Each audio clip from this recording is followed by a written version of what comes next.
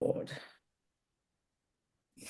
Okay, so we are now going to be looking at chapter 11 of Shaar, Yichud, VeEmunah. And just to backtrack really, really briefly, we've been talking about how can Hashem be a oneness in the face of creation, and then how can he be a oneness with regard to his sphirot and his midot. And then tonight we're going to speak about how he can be a oneness in relation to his speech. So with relation to his oneness, with relation to the creation, we sort of solve that dilemma in the wording of Rabbi Naftali Silverberg. We sort of solved that dilemma because we realize that the world doesn't really exist outside of Hashem. Hashem and the world are one because the world is Hashem. There isn't really a separate existence to the world, which if we meditate upon it, we could get very excited more about the Kedusha and the divinity of the world than anything we might have learned before, because we're really saying Hashem can be one with the world because the world is God. It is godliness, and everything in it is a manifestation of him, and he cannot be separated in any way from that world. So that was sort of chapters 1 through 7 of Shaar, Yichud, VeEmunah. Then the last couple chapters, let's say 8, 9, and 10, we were talking about Hashem in relation to his midot. And in chapter 8, we spoke about the fact that the way things work for us, we have a kind of an intellectual process, then some kind of emotional process, and then that emotional process manifests in thought, speech, and action. And those emotional processes are our midot and our sphirot, and depending on how they affect our thought, our speech, and our action, we're going to have different thought, speech, and action.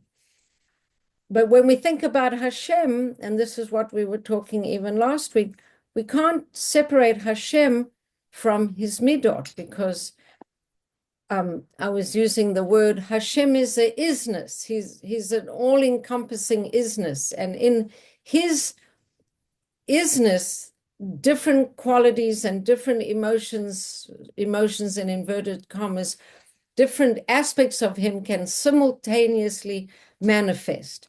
And we were speaking last week about the 7 days of creation, and how in each day one sphera or midah is dominant, but all the others are part of the acts of creation on each day, because Hashem and his middas can never be separated. So he comes with the full gamut of his being, which is all-encompassing.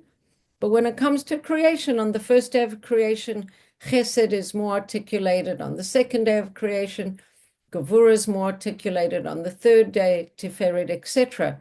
And then we also said that as much as we're trying to grapple with how Hashem and his middas can be understood, that in a way we have midot, and we have our chesed, and we have our gevurah, and we have our different aspects. When it comes to Hashem, the oneness of him is so all-encompassing that to understand his different sphirot, the Tanya says it's like a Kabbalistic secret. We can't really understand it, but at the same time, we have to make an honest effort to understand it.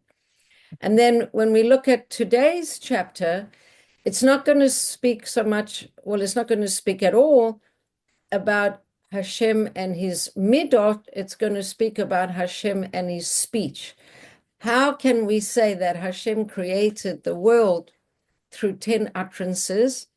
How do we understand an utterance of Hashem?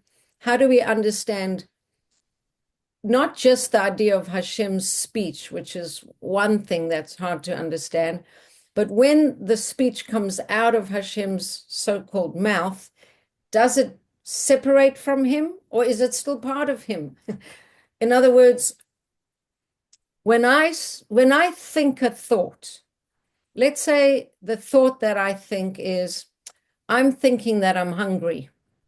And I think that thought, and then I become I'm thinking that thought, and then I might even say to you, if you're visiting me, I'm hungry.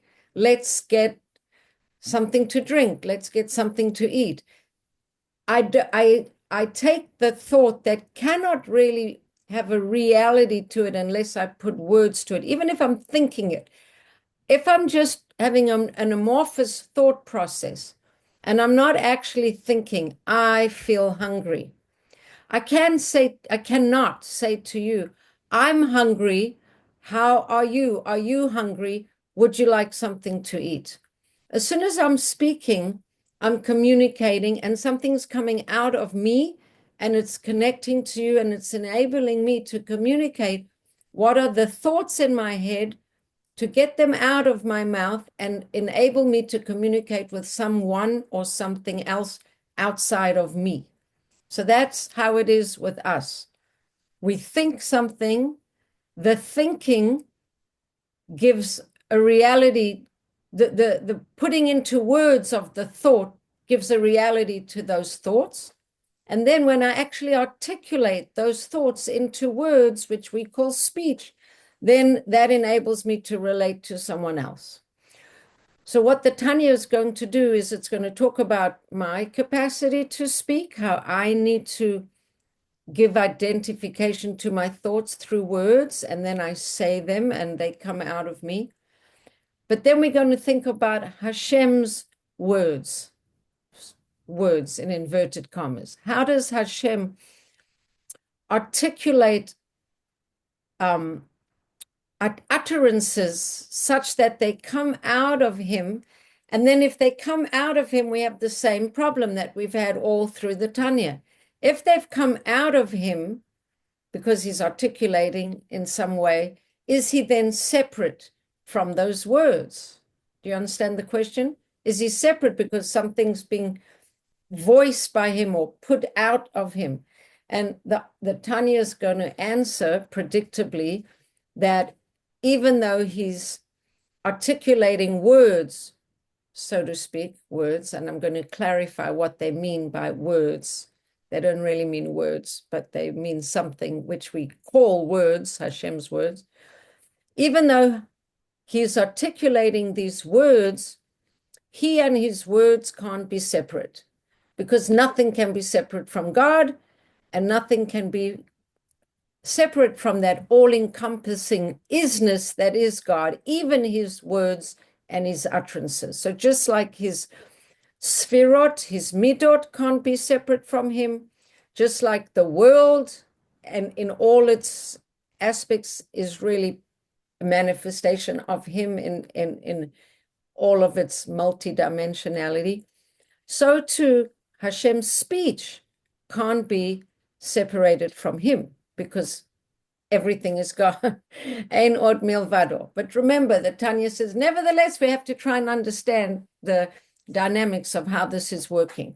So before we go inside, I'll try to explain how the Tanya defines Hashem's words, because we're talking about our words, and when I utter words that you can hear, we even discussed already, we have 5 different aspects of speech. We have a larynx, we have a tongue, we have lips, we have teeth, we have a throat, we have all these different things, and they enable me to formulate words and utter them out. When Hashem gives utterances to words, the words apparently are pockets of energy.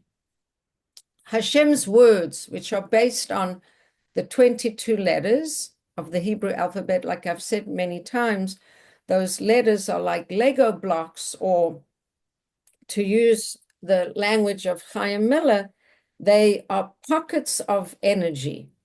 And these pockets of energy combine in different ways, and that's what gives us different realities, whether the reality is Hashem says, let there be light. And because of the way he combined his speech, so to say, the creative the result of that creative energy and those packets of energetic flow, we get light. And if he creates another combination of different packets of energy, we're going to get a different thing. We're going to get mayim, water, or fire, or different things. So the 10 creative statements in Bereshit are not purely symbolic.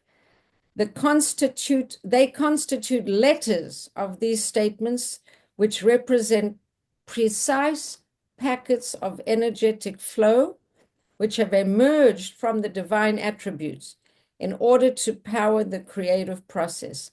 Hashem really did speak in the sense that the energies that emerge from him are like letters of thought and speech which emerge from your soul. So, and again, we're going to use our speech as a metaphor to understand Hashem's speech, but then at the same time, we have to realize that the comparison is not perfect, because with Hashem, he's always everything. But at the same time, we're trying to explain how words can be uttered, resulting in a creative process, and that creative process can be very distinct, as in let there be light is very distinct from let there be water, or let there be a firmament in the water. Okay, so that's sort of the background, and now we're going to go inside. Any questions so far? Yeah, so 7 days of creation, there are 10 utterances. 7 days, not one per day.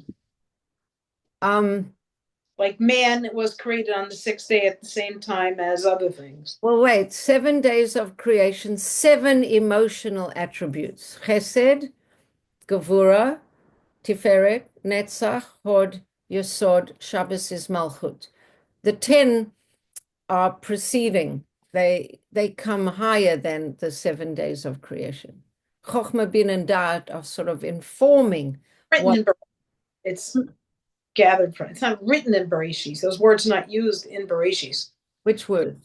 The 10 utterances of Bereshit. So yes, they are. Yehi or. No. And let there be light. That was Yehi or. All the 7 days of creation, there's an utterance that's connected to each day. But they're not. Are there 10 utterances in those days? Yes, I think there are 10 utterances that I would imagine correspond to all 10 of. I mean, I know 7 days of creation are the 7 emotional attributes, and how the other 3 fit in, I'm not quite sure, because if we have to get 10 sfirot and 10 utterances, that would line up very nicely. So the 7 days of creation are connected to the 7 emotive ones, and where the preceding 3 ones come in terms of the 10 utterances, I'd have to go back and we'd have to look at the story of Bereshit and match up each of the utterances. Okay, thanks. I didn't do in preparation for this class right now, but it's something good to do in the future. Okay, so let's go inside and look at chapter 11 and look inside and see. Okay, so you can see my screen? Yeah, tiny, tiny, tiny. I'm trying to make it bigger. Tiny. I don't know how I can get it bigger. I made it a little bigger.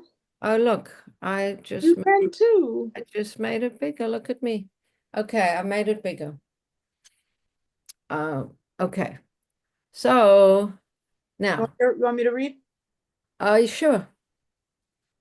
The 10 utterances are also designated utterances only in relation to created beings, since this is a term that relates to revelation, as shall presently be explained. Okay, so again, when they say that there's 10 utterances, or there's 7 midot, or there's God's speech, or there's, God's attribute of this, or Hashem's attribute of that, the Tanya is reminding us that that's all from our perspective. From Hashem's perspective, he's just Hashem. He's the all-encompassing, all-abundant, the source of everything. inside of him, he doesn't have all these things compartmentalized. That's only in relation to us that they're these separate aspects. Yes? Yes. Okay. I'm writing it given as human language for us. Right. Okay. Do you want to read more? Sure. Yeah. For just as the emotive attributes of a human soul, when they surface in order to be revealed in a corresponding action, Keep reading. appear enclosed in the letters of thought, so do the attributes of the Holy One, blessed be He. Okay. For example, the soul's attribute of kindness and mercy cannot be revealed in actual deeds unless one first thinks about it and contemplates doing an actual act of charity and kindness. In other words, in other words, when we have an emotion and let's say that emotion is I want to give you a birthday present. All right. I'm feeling lovingly or giving, I want to give you something. That's an emotive attribute of the soul. In order for it to be revealed, in other words, to bring it to action, it has to start being enclosed in a thought. The thought is, I want to give Susan something for her birthday. It's getting enclosed in the thought. And then what happens? In order for the soul's attribute of kindness or mercy, for example, it has to find an expression in a deed. But before the deed can come, one has to first think about it and contemplate it. And when I'm thinking and contemplating, I'm thinking in words. I'm not thinking in a shmush. I'm not thinking in a vague, amorphous soup of thoughts. I put those thoughts into words like, I want to get Susan a birthday present. And then from the thought about that, oh, so then I should go to the store or go online and actually do something about it. And then in here, the example is, and then you actually do an act of charity or an act of kindness, right? And then it says here, for one cannot act without thought. Ki efshar la'asot bli machshava. The thought is when it goes from an amorphous feeling into a silent speech in your head, but that speech has words. You're thinking actual thoughts that have a definition. I want to get Susan a present, or I need to do tzedakah, or I need to XYZ. But you can't just have a feeling. It has to go to the next step, which is a thought, which is actually speech inside your head, right? That's what it's saying. Okay? Okay, so here, it sometimes happens. You want to read this? It sometimes happens. Sometimes happens that before an emotive attribute finds expression in action, it must first become enclosed not only in thought but in speech. This is now explained. That's sort of what I just said, but Okay. we can. Okay. For example, ve'im mitzava la'acherim la'asot kamo hamelech. If a king is giving an order or a command to someone else, azai mit labeshet midat hachesed gam otiot hamachshava. He has to, the attribute of kindness and with it the letters of thoughts are all put in his speech, ba'otiot hadibor. So let's say a king is commanding others to perform an act of kindness, then the act of kindness and the letters of thought are now taken to the next step, which they actually go into speech.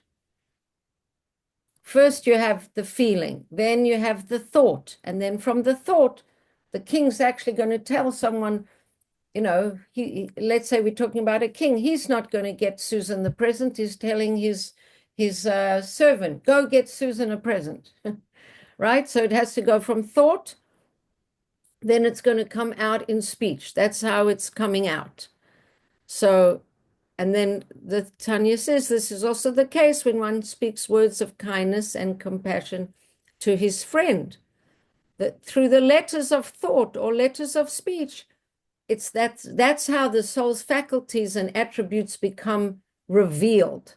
So you can have all these things inside your soul and in your feeling, but until you put them into thought in your head and then into your mouth and speech, like you say, go do such and such. You give a person a message or a job, you articulate it, it's coming out of some deep place in your head. It gets revealed through your concrete thought and then your concrete speech. Yes?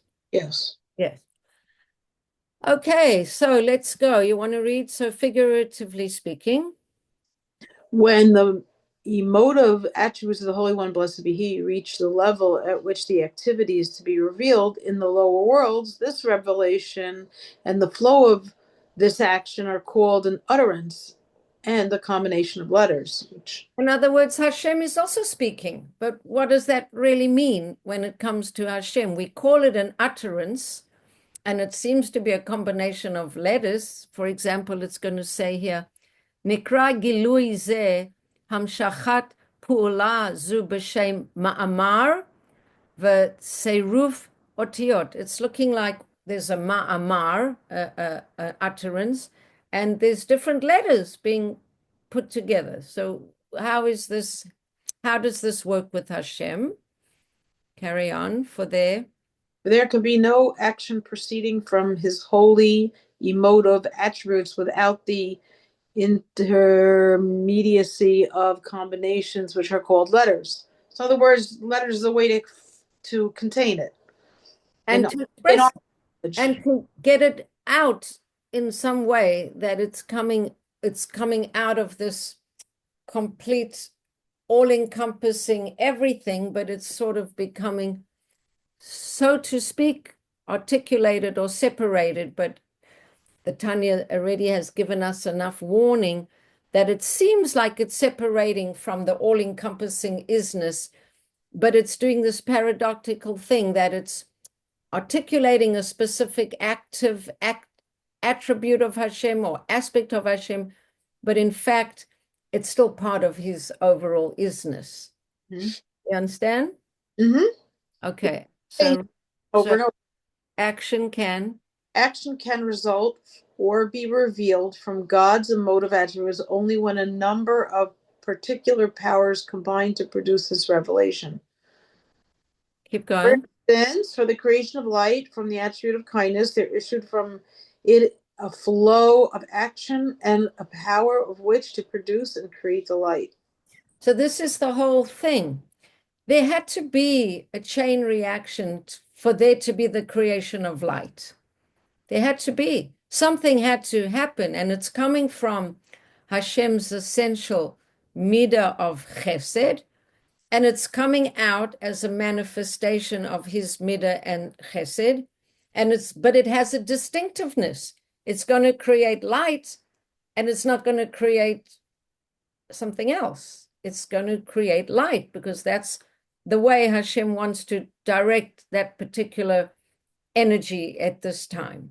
I have this magic wand and like putting it and then let it be, light. Well, somehow this, what we call Hashem's speech, is that putting out into, in the world, that articulating of that aspect of himself, which is going to have, and then can't forget that we got 22 magic wands, or we got 22 packets of energy that in this kind of putting out, which we're calling speaking and utterancing, that's somehow the source and the root of creation, as mystical and marvelous as it is. Okay? So you want to read the box? The attribute of kindness is capable of producing varying results in a various manifestation of creation, as shall soon be explained. In order for it to create light rather than something else, the attribute of chesed must produce a specific revelation and power whose makeup is such that specifically light will be created from it. Right. So the flow of this power and this life force is called by the name of an utterance. And the combination of the letters that constitute the biblical phrase, let there be light. So v'hamshacha koach zeh v'chayut zu nikres b'shem ma'ama v'otiot yahi or. So that's the way. And did you say magic? What did you say? What was the wording you used? Magic wand, like. Right. So the way the super magician Mhm. uses the super magic wand is through this thing that we call utterance. That's what brings these things into being is Hashem's capacity somehow to put these energies into the world through these combinations of holy letters Mhm. in utterances, and such was the letters of Yehi Or, let there be light. Maybe that's why things like Harry Potter came out to help people understand that concept. You know, they would make these utterances and use the wand and create things. Because Absolutely. My daughter and grandson, we spent the weekend together, and then we went to the Jewish bookstore, and my grandson got a book called something about all the mysteries, mysteries and energies. He's very into that, because when I was reading, grandson, sorry. he's your grandson. It makes sense. So, and for years when we learn Navi or something, I say, now there's a Harry Potter moment Mhm. and anything that's mystical and magical. So my daughter actually said, maybe that's why Harry Potter came out, exactly what you just said. So that she said, even I have a much better understanding of a lot of these things from reading Harry Potter. And it's true because Harry Potter gave us a grasp of the magical and the mystical. And when we think of, just like you say, lahavdil elef havdolis, but when we think of a magician and a wand and saying, let there be this, and this kind of manipulating of energy and things coming into being. So Hashem is in a way like I mean, people who watch this who are much more learned than me can say, what is she saying? Chas v'shalom, chas v'shalom. But in a way, the grand magician with the greatest wand of all time, which is the wand gets totally recreated with each different combination of the 22 letters, right? So you put the letters in a certain way, and that's the wand for that utterance. And you put different letters, then you get another wand, and that's the wand for another combination of letters. And so Hashem is somehow putting these packages or packets of energies, and through the articulation, they're getting released into the world or creating these things in the world. And maybe that's why it was wildly, wildly successful, because there's a way to manifest that or to give a language to it. Yeah, I think so. Like I think so. most, They said the whole of Christianity comes into the world so that the people can understand a Messiah, so that people can understand just, Christianity is much larger than Judaism, much more Christians than than Jews. So even though they got a lot of things wrong, they normatized many ideas that are part of the Judeo-Christocentric religion. yeah, there was it sounds like a joke, but a rabbi, a priest, and a minister who gave brachas after the inauguration. But the Orthodox Jew spoke first. It was really remarkable. Yeah, I watched that Orthodox Jew, and then I watched that yeah, the black guy was pretty amazing. He was full of a lot of chayas. Okay, so now it's going to say, although ki af she'enav ka'otiot machshava shelanu chas v'shalom, they're not actual letters of thought like our letters of thought. Now again, it's like this is the language of man, so you can understand it by drawing an analogy to your thought that precedes your speech, that's going to precede your action. But don't be confused and get it small like you understand its analogy. So just read this in the little box here. Hey, give me a second. I'm good.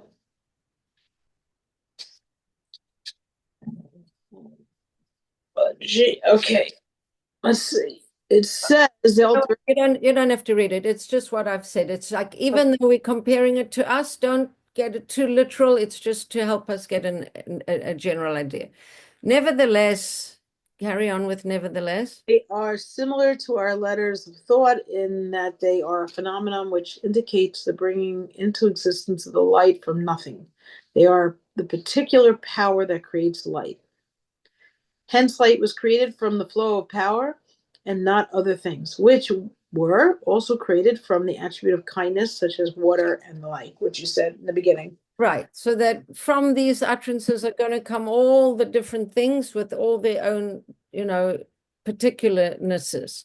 And it's going to depend on the combination of letters, what's going to be.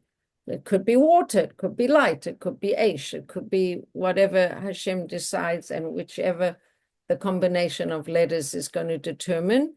Because in these different letters are clothed the powers from other combinations which indicate the bringing into existence of water, and then all life forces and all powers which come from Hashem's holy emotive attributes to the lower worlds to create them from nothing, ex nihilo, and to give them life and sustain them. They're called holy letters, otiyot hakadoshot. These are the flow of the life force from his will and his wisdom and his emotive attributes to bring worlds into being and give them life. These worlds that are created by the letters are of two kinds. So now the Tanya is going to talk about hidden worlds and revealed worlds. And I'm not quite sure I understand it exactly, but I think what it's going to say is that within us, we have certain thoughts that we shape with thought, in other words, quiet speech in our heads. And some of those worlds get revealed, and some of those worlds or thoughts don't get revealed. In other words, I can have a whole thought process in my own head in which I'm taking amorphous thoughts and giving them shape and form with words, right? But they're not coming out of my mouth. They're thoughts that stay in my head, and so they're sort of concealed, as opposed to thoughts and words that come out of my mouth and become revealed. So too, there's hidden worlds and revealed worlds. So let's just see. Hidden worlds, these worlds are created by the letters of two kinds, says the Tanya. Hidden worlds, which are unrevealed, which come into existence. They live and are sustained by concealed powers and life force, like, for example, the letters of thought in a human soul. So no one else knows what I'm thinking unless I tell them. And then we have revealed worlds, which were created and live from the revelation of the hidden powers and life forces called letters of thought. So there's some kind of, I don't know what the Tanya means when it speaks about hidden worlds, but it talks about hidden worlds and revealed world. Makes me think of Kabbalah and it coming into the world more now than ever, or by the few who know, I don't know why, the secrets of the world. Right, or also the worlds of reality that we don't see. For example, what I was trying to speak about last week is that we just see when the worlds have come down to a level of concreteness where everything is seen and revealed. But there's worlds higher than that that precede what's seen and revealed, where it's the energetics of the revealed world, or the feelings and emotions that sort of, let's say, of God, feelings or emotions, or there's levels of creation, or even projections of us, our intentions, our kavanas, our prayers, our visualizations or whatever, that aren't revealed. They're hidden, but they're very much there. So in the same way, there's hidden worlds and revealed worlds. So the revealed worlds are where there's a state of revelation, right? These letters of thought are in a state of revelation, in order to give life to the revealed worlds, that's when they are called utterances and the word of Hashem and the breath of his mouth. For example, again, the letters of man's speech, which reveal to his listeners what was concealed and hidden in his heart. So when Hashem makes these utterances, that's what brings things into a revealed way. When you tell me what you're thinking, that's what brings your thoughts into a revealed form, because you communicate to me and you speak to me or to someone else and you speak things out. So then things become revealed. But there's a lot more to you than what you're revealing. You're just revealing what you're choosing to reveal. So the same thing, they're saying that when Hashem does an utterance, that's bringing something into a level of revelation. The utterance is the means of taking things that are part of him that are hidden, but then he reveals certain things through these utterances. That's what becomes revealed. That's what becomes something that we can see and experience, like light, like water, like all the other things which Hashem has chosen to reveal in our world. Yes? Okay. Right. In truth, however, the supernal letters of speech are far higher than the level and essence of the wisdom and intellect of created beings. But Hashem's speech and Hashem's thought are way higher than our thought and our speech, right? We much lower than all of this.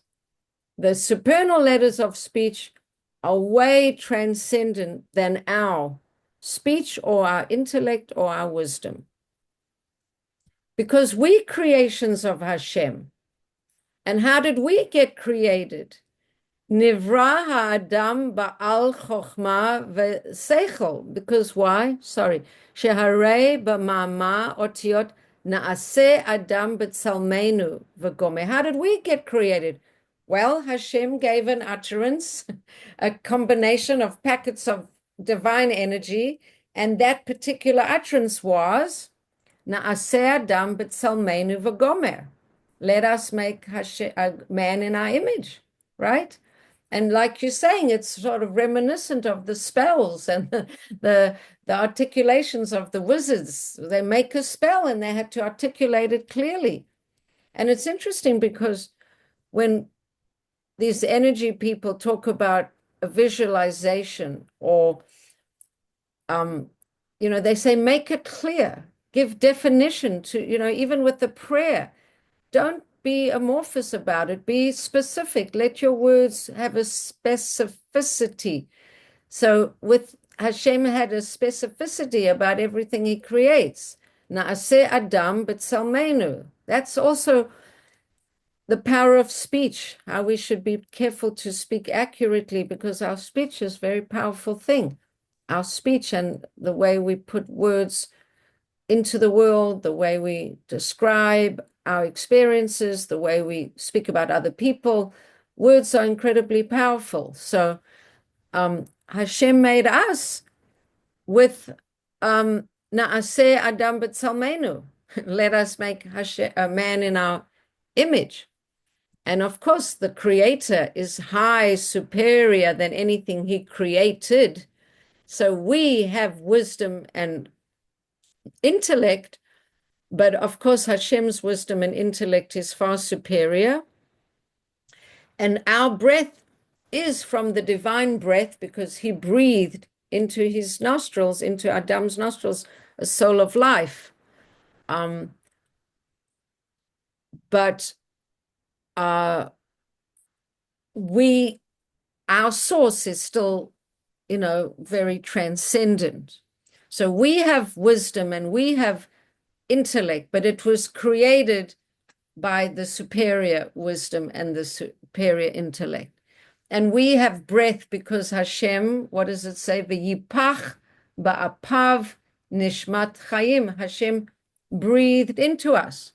It was from this breath that was breathed into man that we became even a rational being. This is very interesting that this commentary on the Tanya connects Hashem breathing into us with being a rational being, not just being a being with life, but a rational being. That's interesting. Let's see how he connects it. Do you want to see Kind of hints? aspect, and make a whole other level. Hints. And since divine speech and breath create man, who possesses wisdom and intellect, it follows that divine speech and breath are the source of wisdom and intellect in the soul of Adam. So it's interesting to think that our wisdom and our intellect come from not just divine speech of let there be someone in our image, but the breath of Hashem gave us. Mm-hmm. And it's funny because when you breathe, you're oxygenating your brain, and then you can think clear. So yes, it is true. Okay, so the divine speech and breath are the source of wisdom and intellect in the soul of Adam. הכוללת כל נשמות הצדיקים שהם גדולים ממלכי השרס. It's very really, interesting. I So never. it follows that the divine speech and breath are the source of wisdom and intellect in the soul of Adam, which contains all the souls of the tzaddikim who are superior to the ministering angels and whose intellect too is superior to that of the angels. All this comes from the divine speech and Yes, the breath. that's new to me. So, yeah, I once said to a friend of mine, a very learned friend, something like, you're such an angel, or so and so such an angel. And she says, don't say that. She said, we created higher than the angels. We higher than the angels. It's like it's not such a compliment to say to a person, you're such an angel, because we are higher than the angels. So it's amazing. Mm-hmm. So it follows that the divine speech and breath are the source of wisdom and intellect in the soul of Adam. And the soul of Adam contains all the souls of the tzaddikim, who are superior to the ministering angels, and whose intellect also is superior to that of angels. All this comes forth from the divine speech and the divine breath. And the reason for the transcendence of the supernal letters over the soul is that the letters of Hashem's speech are effluences of power and life force from his emotive attributes, which are united with his essence and being in a perfect unity that is infinitely higher than the level of wisdom in created beings. So everything is rooting into Hashem and his transcendent emotive aspects, and then his wisdom, which is even preceding his emotive aspect. So it's all infinitely rooted in the highest and in very high place, which is much higher than what he has created, than the level of wisdom in created beings. And then all of this, his letters, his utterances, his speech, are only identifiable things with a certain reality in relation to us, but not in relation to Hashem. In relation to Hashem, it's all, like I've been saying, this oneness. You want to read the box? Sure. The name letters, which signifies that they are lower than wisdom and intellect, is not applied to them in relation to created beings, for, as explained earlier, they are far superior to created wisdom and intellect. Rather, the term is applied to them relative to the God's emotive attributes, inasmuch as they are only letters, revelations of these attributes. Okay, I think we'll just keep going.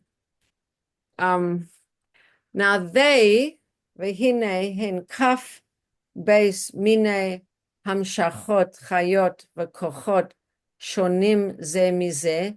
These letters, we've been talking about them, they're 22 kinds of packages of energy that are all different from each other, and they're all means by which the higher and the lower worlds and all the creatures in them are created, because it arose in Hashem's will and wisdom that he create the world with exactly 22 different kinds of energies, not fewer, not more, but exactly 22.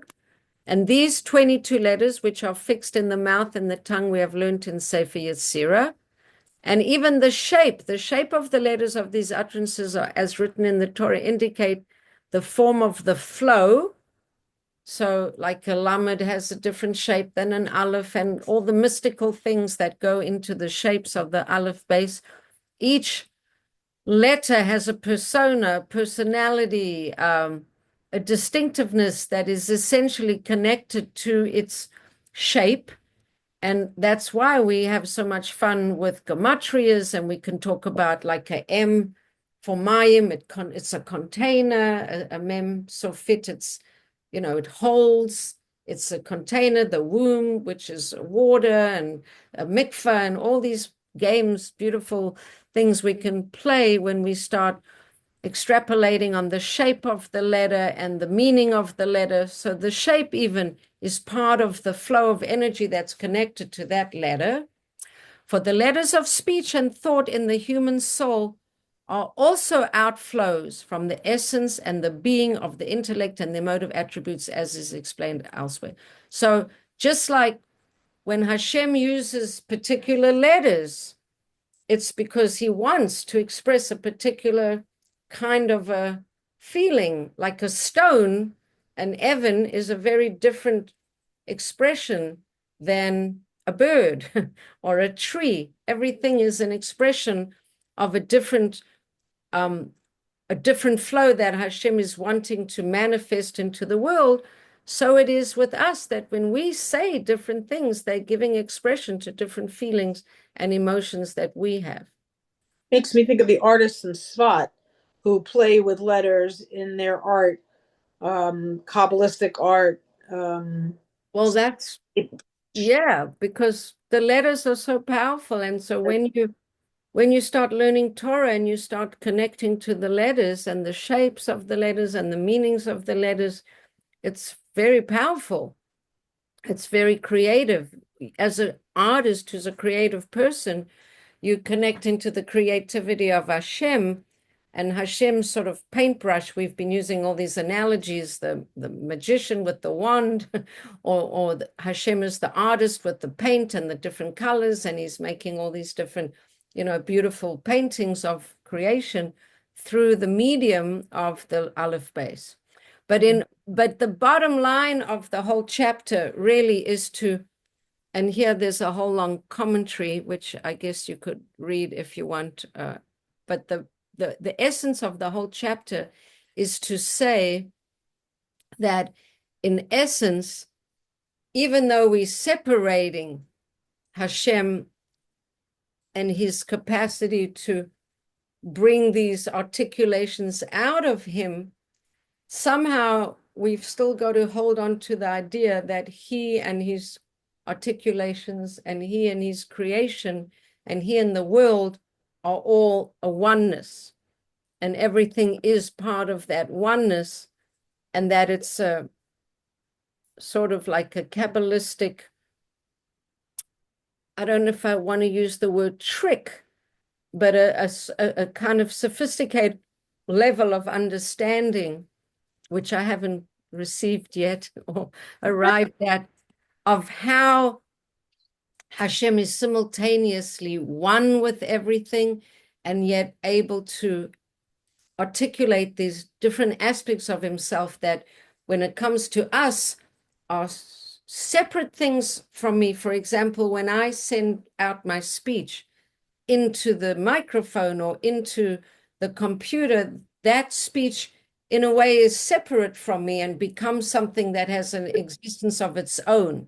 Cool analogy. And once I stop talking and this class goes on YouTube, it exists separate from me.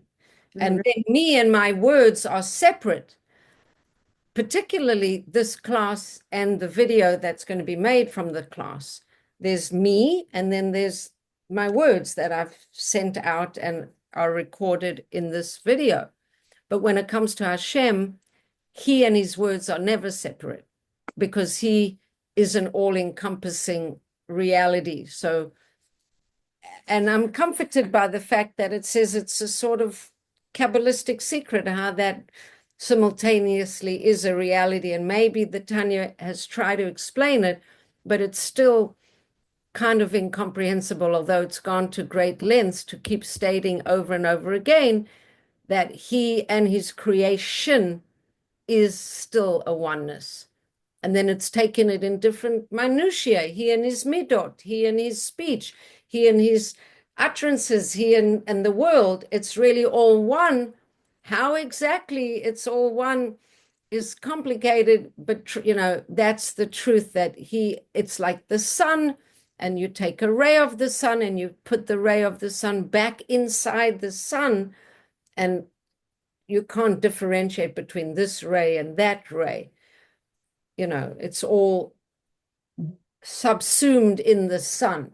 So, and then it says, and then when you talk about the sun and you talk about the rays coming out of the sun, it's also not a perfect analogy because the rays seem to come out of the sun, but with Hashem, the rays and it's all a oneness. So it's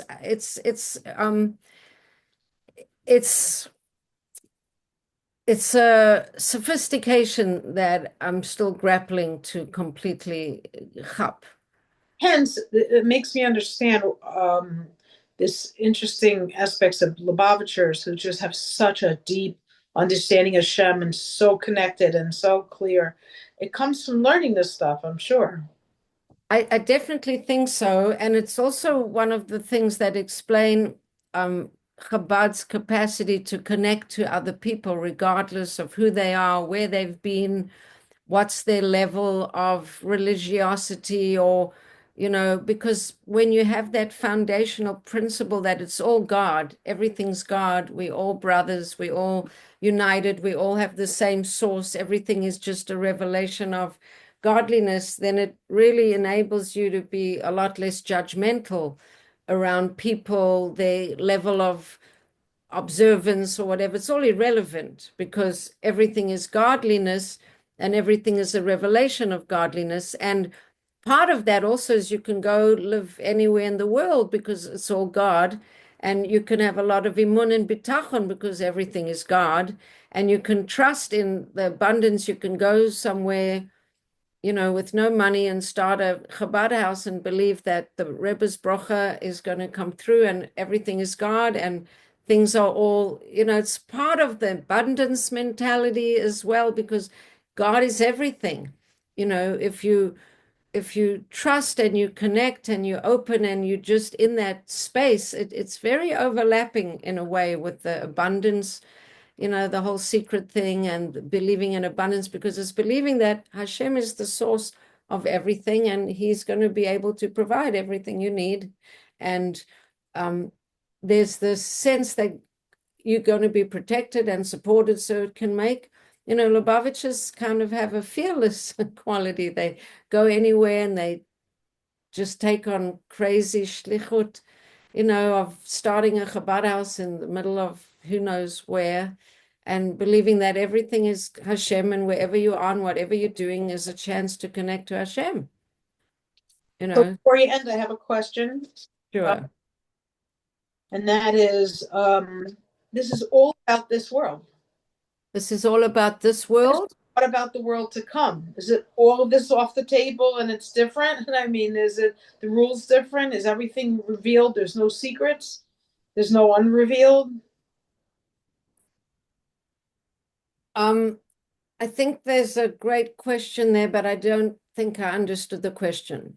Well, we're talking about the olam, the world, the creation, right? And revealed and not revealed, hidden, secrets, the world to come is revelation. Like, what is that? Like, is there a whole nother book on relating to olam haba?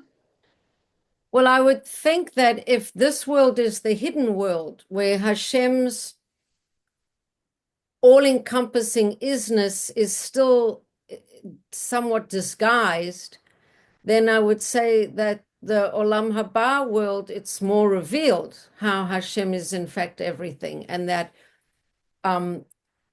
this is the world of constriction and this is the world of hiding, and the higher worlds are the worlds of more revelation.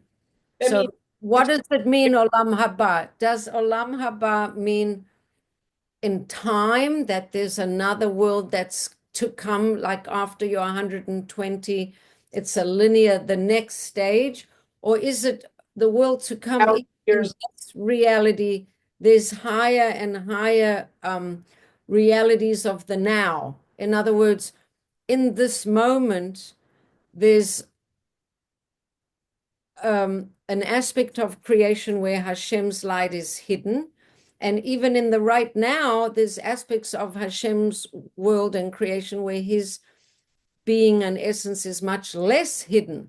Do you have to go someplace to get to Olam Haba, or do you drill more deeply into now? Do you understand what I'm trying to say? A little bit.